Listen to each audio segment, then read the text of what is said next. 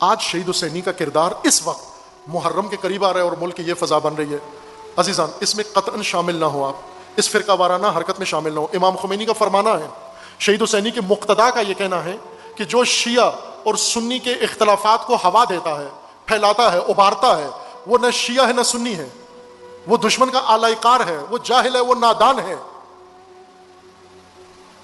وہ اس وقت محرم قریب آ گیا ہے اور یہ فرقہ وارانہ فضا سوشل میڈیا کے اوپر زیادہ خرابی اس کے اوپر مچ رہی ہے، اور ظاہر ہے کہ جب بھی پاکستان میں بحران آتا ہے، جب بھی پاکستان میں انارکی پھیلتی ہے، بے نظمی آتی ہے اور قانون شکنی ہوتی ہے، تو پہلا شکار اس کا شیعہ ہوتا ہے، پہلا شکار اس کا۔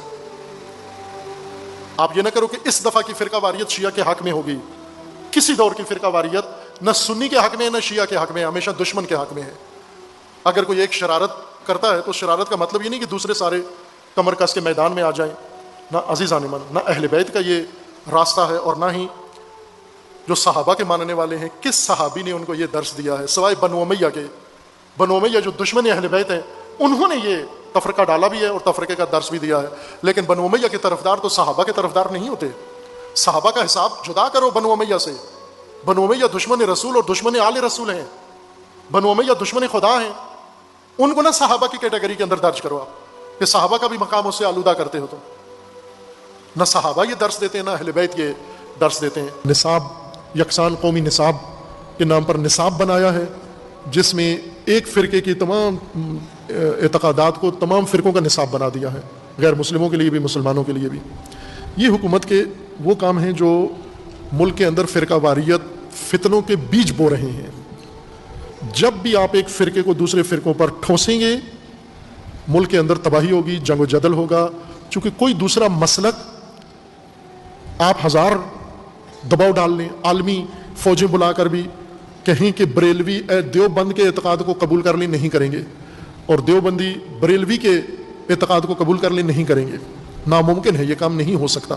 لیکن یہ حکومت یہ کام کرنے جا رہی ہے۔ سیرت النبی نصاب میں رکھا ہے اور اس کے اندر ناسبیت کے نظریات کو سیرت النبی میں ڈال دیا ہے۔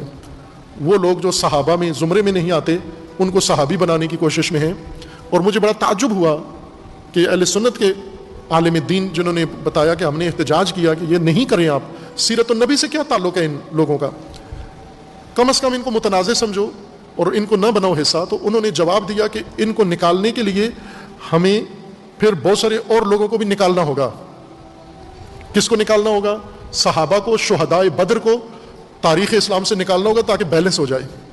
یعنی بنو امیہ کا اگر کوئی کردار نکالنا چاہتے ہیں سیرت النبی سے، سیرت النبی سے بنو امیہ کا کیا تعلق بنتا ہے؟ بنو امیہ کب سیرت النبی کا حصہ بن گئے ہیں؟ لیکن یہ کر دیا ہے انہوں نے جب احتجاج کیا، اہل سنت نے احتجاج کیا، شیعہ تو دستخط کر رہے ہیں اس نصاب کے اوپر، دستخط کر رہے ہیں کہ یہ نصاب بہترین ہے اور اسے نافذ کر دیا جائے۔ اہل سنت نے اعتراض کیا کہ یہ نہیں ہے، سیرت النبی کا جز نہیں ہے، اسے نکالنا چاہیے۔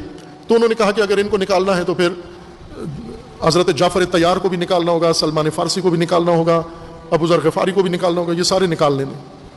یعنی یوں ہے بنو امیہ کو صحابہ کے بدلے میں رکھ کر آپ کہ یا بنو امیہ نصاب میں ڈالو، اگر بنو امیہ نصاب میں نکالتے ہیں تو پھر صحابہ بھی نکال دو، اہل بیت بھی نکال دو۔ یہ کام ہو رہا ہے نصاب سازی کے اندر، اور یہ حکومت کر رہی ہے کیونکہ طاقتور ہے، بہت طاقتور مضبوط حکومت ہے۔ نہ ان کاموں کے لیے اسلامی نظریاتی کونسل بنی ہوئی ہے، اسلامی نظریاتی کونسل میں یہی چیزیں پیش کرنی چاہیے، چونکہ اسلامی نظریاتی کونسل ہے، تمام مسالک کے افراد سے مل کر بنی ہوئی ہے، تو اس میں یہی چیزیں بھیجیں اس کے اوپر۔